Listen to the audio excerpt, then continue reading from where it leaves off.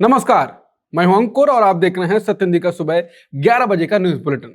देश और दुनिया की बड़ी खबरें जाने उससे पहले जान लेते हैं 5 बड़ी हेडलाइंस।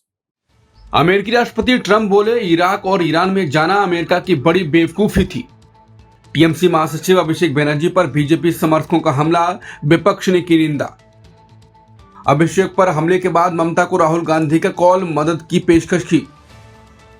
हमले के समर्थन में उतरे बीजेपी नेता, बोले अभिषेक बनर्जी को और मारना चाहिए था। चंदन नगर नगर निगम से टीएमसी का पत्ता साफ, मेयर समेत 30 पार्षदों का सामूहिक इस्तीफा। अमेरिकी राष्ट्रपति ट्रंप ने कहा है कि अमेरिका को इराक या ईरान में नहीं होना चाहिए था और सेना ने ईरान के परमाणु हथियार बनाने के खतरे को टाल दिया है। ट्रंप ने अतीत की गलतियों को स्वीकार करते हुए कहा कि अमेरिकी सेना को बगदाद या ईरान में बिल्कुल नहीं होना चाहिए था। उन्होंने इराक युद्ध को अमेरिका की एक बेहद मूर्खतापूर्ण और बड़ी नाकामी बताया। हालांकि ईरान को लेकर ट्रंप ने अपनी सैन्य कार्रवाई को पूरी तरह से जायज ठहराया। ट्रंप का दावा है कि अगर 9 महीने पहले अमेरिकी B-2 बम वर्षक विमानों ने ईरान पर हमला ना किया होता तो आज उनके पास परमाणु हथियार होते। उन्होंने कहा कि अगर ईरान परमाणु बम बना लेता तो आज शायद इजराइल और मिडिल ईस्ट का नामो निशान भी मिट चुका होता। ट्रंप ने यह भी खुलासा किया कि अमेरिकी सेना ने जानबूझकर ईरान की मुख्य सेना को निशाना नहीं बनाया क्योंकि वो वहां के सैन्य नेतृत्व को थोड़ा नरमपंथी मानते हैं। ट्रंप के मुताबिक इतिहास की गलतियों से सीखते हुए उन्होंने पूरे देश को तबाह करने के बजाय सिर्फ रणनीतिक ठिकानों को ही निशाना बनाया है। विधानसभा चुनाव में हार के बाद बंगाल में टीएमसी का बिखरना जारी है और अब चंदन नगर नगर निगम से मेयर समेत 30 पार्षदों ने सामूहिक इस्तीफा दे दिया है। इसके बाद हुगली जिले के चंदन नगर नगर निगम से टीएमसी का नियंत्रण पूरी तरह खत्म हो गया है। इन सभी ने नगर निगम कमिश्नर को ईमेल के जरिए अपना सामूहिक इस्तीफा भेजा है। मेयर का कहना है कि सूबे में सरकार बदलने के बाद हालात पूरी तरह बदल चुके हैं। नई सरकार ने कामकाज को आगे बढ़ाने से पहले वित्तीय ऑडिट कराने का फैसला किया है। इस ऑडिट के डर से ठेकेदारों ने विकास कार्यों के भुगतान न होने के से काम रोक दिया है। चुनाव नतीजों के महज 26 दिनों के भीतर टीएमसी के हाथ से निकलने वाला ये 5वां नगर निगम है। इसके साथ ही नवद्वीप नगर पालिका के टीएमसी चेयरमैन विमान कृष्ण शाह को पुलिस ने गिरफ्तार कर लिया है। शाह पर गरीबों के लिए आए सरकारी राहत सामग्री में हेराफेरी करने और उसे छुपा कर रखने का गंभीर आरोप लगा है।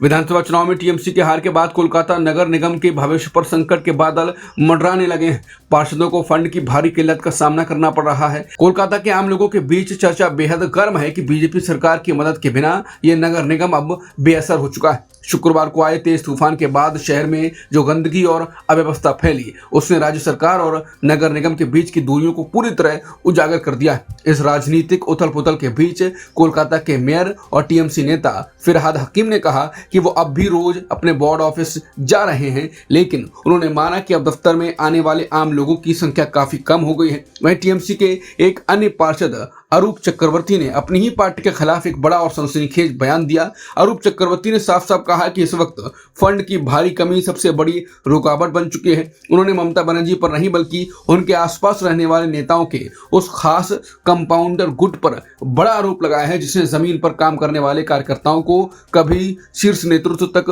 पहुंचने ही नहीं दिया। पश्चिम बंगाल के सोनारपुर में टीएमसी सांसद अभिषेक बनर्जी के साथ मारपीट की गई। दक्षिण 24 परगना जिले के सोनारपुर में उस वक्त हंगामा मच गया जब अभिषेक बनर्जी चुनावी हिंसा प्रभावित लोगों से मिलने पहुंचे थे। आरोप है कि वहां मौजूद प्रदर्शनकारियों ने उनके साथ मारपीट की और उन पर पत्थर व अंडे भी फेंके। उनकी शर्ट फाड़ दी गई। घटना के बाद इलाके में तनाव का माहौल बन गया। अभिषेक बनर्जी ने सीधे तौर पर बीजेपी पर हमला बोलते हुए कहा यह पूरी घटना प्रायोजित थी। उन्होंने अपने शरीर पर चोट के निशान दिखाते हुए कहा यही बीजेपी के लोकतंत्र का असली चेहरा है। अभिषेक ने यह भी आरोप लगाया कि बार बार सूचना देने के बावजूद मौके पर पर्याप्त पुलिस मौजूद नहीं थी। वहीं पुलिस का कहना है कि स्थानीय प्रदर्शनकारियों की भीड़ ने विरोध प्रदर्शन के दौरान ये घटना की। अब इस हमले को लेकर बंगाल की राजनीति और गर्मा गई है, जहां टीएमसी और बीजेपी आमने सामने आ गए हैं। टीएमसी के सांसद अभिषेक बनर्जी ने खुद पर हुए हमले के बाद कहा कि वो इस मामले में अदालत का रुख जरूर करेंगे। उन्होंने ये आरोप लगाया कि हमला करने वाले लोग उन्हें जान से मारना चाहते थे। अभिषेक बनर्जी ने कहा कि वो मुझे जान से मारना चाहते थे। टीएमसी सांसद ने आगे कहा वो इस मामले के बारे में कलकत्ता हाईकोर्ट और राज्यपाल को बताएंगे। उन्होंने कहा कि पूरी घटना कैमरे में कैद हुई है। हम इस मामले में हाई कोर्ट को सूचना जरूर देंगे। हम राज्यपाल को भी इस बारे में बताएंगे। वहीं जब उनसे सवाल किया गया कि क्या वो इस मामले में अदालत का रुख करेंगे तो उन्होंने जवाब दिया मैं कोर्ट जरूर जाऊंगा। ममता बनर्जी ने आरोप लगाया कि बीजेपी सरकार ने अस्पताल और डॉक्टरों पर अभिषेक बनर्जी का इलाज न करने का दबाव बनाया। ममता बनर्जी ने सवाल उठाया कि अगर चोट गंभीर नहीं थी तो उन्हें आईसीयू में क्यों रखा गया। उन्होंने दावा किया कि अस्पताल के बड़े अधिकारियों को पुलिस की तरफ से भी धमकी भरे फोन आ रहे थे। डॉक्टरों की जांच के मुताबिक अभिषेक के चेहरे, छाती और गर्दन पर गंभीर चोटें आई हैं। पत्थरबाजी और हमले की वजह से उनके शरीर में कई जगह ब्लड क्लॉट्स भी बन गए हैं। ममता ने कहा कि अगर हमले के वक्त अभिषेक ने हेलमेट नहीं पहना होता तो उनकी जान भी जा सकती थी। अब टीएमसी ने अभिषेक का इलाज अपने पारिवारिक डॉक्टरों की देखरेख में घर पर ही कराने का फैसला किया है। ममता बनर्जी ने बताया है कि अभिषेक बनर्जी पर हुए हमले के बाद राहुल गांधी ने ममता बनर्जी को फोन कर मदद की पेशकश की और जरूरत पड़ने पर हैदराबाद में इलाज कराने की बात कही। ममता बनर्जी ने खुद मीडिया के सामने इस बात का खुलासा किया। उन्होंने बताया कि राहुल ने उनसे कहा कि अगर जरूरत पड़े तो वो अभिषेक को इलाज के लिए हैदराबाद या किसी भी बड़े शहर ले जा सकते हैं। राहुल गांधी वहां उनके बेहतर इलाज का पूरा इंतजाम करवा देंगे। इस खबर के बाद राहुल गांधी की काफी चर्चा हो रही है। अभिषेक बनर्जी पर हुए हमले के खिलाफ राहुल गांधी, मल्लिकार्जुन खड़गे, अखिलेश यादव, अरविंद केजरीवाल और बाकी विपक्षी नेताओं ने एकजुट होकर बीजेपी सरकार को घेरा है। लोकसभा में नेता प्रतिपक्ष राहुल गांधी ने इस कायराना हमले की कड़े शब्दों में निंदा की। सोशल मीडिया पर पोस्ट लिखते हुए राहुल गांधी ने कहा, एक सांसद पर हमला असल में देश के लोकतंत्र पर हमला है। ये उस जनता का भी अपमान है जिसने उन्हें चुनकर संसद भेजा है। वहीं कांग्रेस अध्यक्ष मल्लिकार्जुन खड़गे ने भी इस घटना को लेकर सरकार की मंशा पर गंभीर सवाल उठाए। खड़गे का आरोप है कि जानबूझकर एक बड़े विपक्षी नेता को पर्याप्त पुलिस सुरक्षा नहीं दी गई। उन्होंने कहा, यह पूरी तरह से बीजेपी की बदले की भावना और नफरत वाली राजनीति को दिखाता है। समाजवादी पार्टी के मुखिया अखिलेश यादव भी टीएमसी के समर्थन में मजबूती से खड़े नजर आए। अखिलेश ने कहा कि बंगाल की अराजक बीजेपी सरकार ने साबित कर दिया है कि वो सिर्फ हिंसा और नफरत फैलाना जानते हैं। टीएमसी ने आरोप लगाया है कि अभिषेक बनर्जी पर हमला करने वाली महिला बीजेपी के कार्यकर्ता है और बड़े नेताओं के इशारों पर यह साजिश रची गई। टीएमसी के मुताबिक सुष्मिता दत्ता नाम की यह महिला बीजेपी की सक्रिय कार्यकर्ता है। सोशल मीडिया पर वायरल कई वीडियो में इस महिला को अभिषेक बनर्जी पर हमला करते हुए साफ देखा जा सकता है। टीएमसी ने सुष्मिता की कई तस्वीरें भी सोशल मीडिया पर जारी की हैं। इन तस्वीरों में आरोपी महिला बीजेपी नेता शुभेंदु अधिकारी और अग्निमित्रा पॉल के साथ खड़ी नजर आ रही है। इन तस्वीरों को सामने लाकर टीएमसी ने बीजेपी नेतृत्व पर बेहद तीखे सवाल दागे हैं। टीएमसी ने पूछा है कि क्या बड़े बीजेपी नेताओं के इशारे पर ही इस हिंसक वारदात को अंजाम दिया गया? क्या नेताओं ने इस महिला को भरोसा दिया था कि इस घिनौने अपराध के बाद भी उसे बचा लिया जाएगा? टीएमसी का कहना है कि क्या बीजेपी के लिए लोकतंत्र और राजनीति का मतलब सिर्फ हिंसा रह गया है? अभिषेक बनर्जी पर हुए हमले का समर्थन करते हुए बीजेपी विधायकों ने विवादित बयान दिया है और कहा कि उनके साथ चोरों जैसा बर्ताव होना ही चाहिए था। बीजेपी विधायक देवदास मंडल का कहना है कि लोगों को अभिषेक बनर्जी को और ज्यादा मारना चाहिए था। उन्होंने आगे कहा कि जैसे किसी चोर के पकड़े जाने पर जनता उसे पीटती है, अभिषेक के साथ भी वैसा ही हुआ। वहीं बैरकपुर से बीजेपी के नेता और विधायक अर्जुन सिंह ने भी इस हमले को जायज ठहराया। अर्जुन का आरोप है कि बंगाल में हुए भारी नुकसान और मौतों के जिम्मेदार खुद अभिषेक बनर्जी ही हैं। उन्होंने दावा किया कि अभिषेक की वजह से हजारों परिवारों को अपना घर छोड़कर बंगाल से भागना पड़ा था। इसी वजह से जब वो सोनारपुर पहुंचे तो वहां के स्थानीय लोगों ने चोर चोर के नारों के साथ उनका ऐसा स्वागत किया। मुख्य चुनाव आयुक्त ज्ञानेश कुमार ने कहा कि साफ सुथरी वोटर लिस्ट से ही देश में निष्पक्ष चुनाव मुमकिन है। ज्ञानेश कुमार के मुताबिक भारत आज एक ऐसे दौर में है जहां चुनाव प्रणाली को लगातार मजबूत किया जा रहा है। उन्होंने बूथ लेवल अफसरों यानी बीएलओ और एजेंटों की तारीफ करते हुए उन्हें चुनाव आयोग का असली सिपाही बताया। इसी के साथ उन्होंने हाल ही में संपन्न हुए 5 राज्यों के विधानसभा चुनावों का भी जिक्र किया। उन्होंने पश्चिम बंगाल, असम, केरल, तमिलनाडु और पुडुचेरी के वोटरों को इस ऐतिहासिक भागीदारी के लिए बधाई दी। शनिवार को देश के कई केंद्रों पर तकनीकी खराबी के कारण CUET यूजी परीक्षा देरी से शुरू हुई, जिससे हजारों छात्र परेशान हुए। कई परीक्षा केंद्रों पर अचानक कंप्यूटर सिस्टम में तकनीकी खराबी आ गई। इस खराबी की वजह से सुबह की पाली का पेपर करीब 2 घंटे की देरी से शुरू हुआ।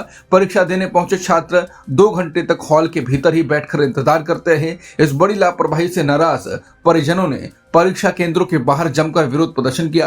आंकड़ों के मुताबिक करीब 4,25,000 छात्र बिना परीक्षा दिए ही केंद्रों से बाहर चले गए। हालांकि एनटीए ने दावा किया है कि छात्र अपनी मर्जी से परीक्षा छोड़े हैं, लेकिन छात्रों का आरोप है कि उन्हें पेपर स्थगित होने की गलत जानकारी दी गई। जिन छात्रों की परीक्षा छूटी है उन्हें नेशनल टेस्टिंग एजेंसी दोबारा एक मौका देगी। नीट विवाद के बीच एनटीए के इस नए घालमेल ने उसकी साख पर एक और बड़ा धब्बा लगा दिया है। मराठा आरक्षण कार्यकर्ता मनोज जारंगे पाटिल ने महाराष्ट्र सरकार के 12 सूत्रीय प्रस्ताव को स्वीकार करते हुए अपना आमरण अनशन खत्म कर दिया है। उन्होंने जालना जिले के अंतरवाली सराती गांव में शनिवार सुबह से ही भूख हड़ताल शुरू की थी। कड़कड़ाती धूप और बिना किसी शेड के खुले आसमान के नीचे बैठने से उनकी तबीयत बिगड़ने लगी थी। उन्हें लगातार उल्टियां हो रही थीं और ब्लड प्रेशर के साथ शरीर में पानी की भारी कमी हो गई थी। हालात बिगड़ते देख सरकार की एक बड़ी टीम देर रात ही उनके पास बातचीत के लिए पहुंची। सरकार ने जारंगा के सामने एक 12 सूत्रीय लिखित प्रस्ताव पेश किया। इस प्रस्ताव में सरकार ने कुणबी जाति के 58 लाख ऐतिहासिक रिकॉर्ड के आधार पर तुरंत सर्टिफिकेट देने की बात मान ली है। साथ ही लापरवाही बरतने वाले अफसरों पर कार्रवाई और आंदोलन में जान गंवाने वाले परिवारों को आर्थिक मदद का भी भरोसा दिया गया है।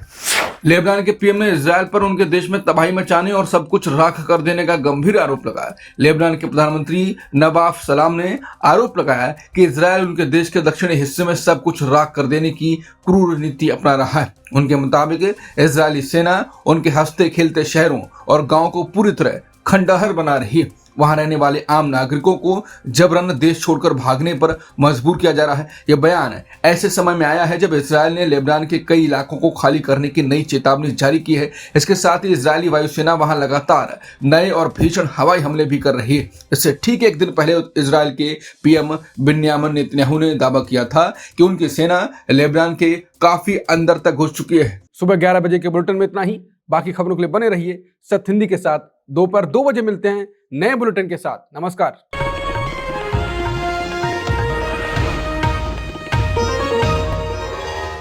Copyright disclaimer under Section 107 of the Copyright Act 1976. Allowance is made for fair use for purposes such as criticism, comment, news reporting, scholarship, and research.